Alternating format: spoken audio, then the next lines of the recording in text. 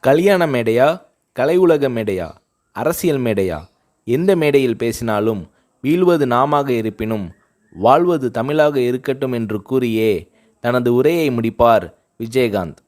கலைஞர் கருணாநிதி அவர்களின் இந்த திருவாசகத்தை புரட்சிக் கலைஞர் விஜயகாந்த் அவர்கள் தன் இதய வாசகமாக வைத்து பேசி வருகிறார். காந்தியார் வலியுறுத்திய கதர் ஆடையே விஜயகாந்த் அவர்களின் ஒரிஜினல் ஆடை. சினிமா சம்பந்தப்பட்டது தவிர மற்றபடி எந்த விழாவாக இருந்தாலும் கதரே அணிவார் விஜயகாந்த்.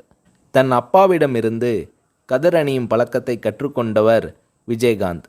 இவரை பின்பற்றி இவரின் நண்பர் இப்ராஹிம் ராவுத்தரும் கதர் மேல் காதலாக இருக்கிறார். இந்த மதுரை நண்பர்களைப் போலவே அவர்களது தந்தைகளும் நண்பர்களாக காங்கிரஸ் கட்சிக்காரர்களாக இருந்தவர்கள்.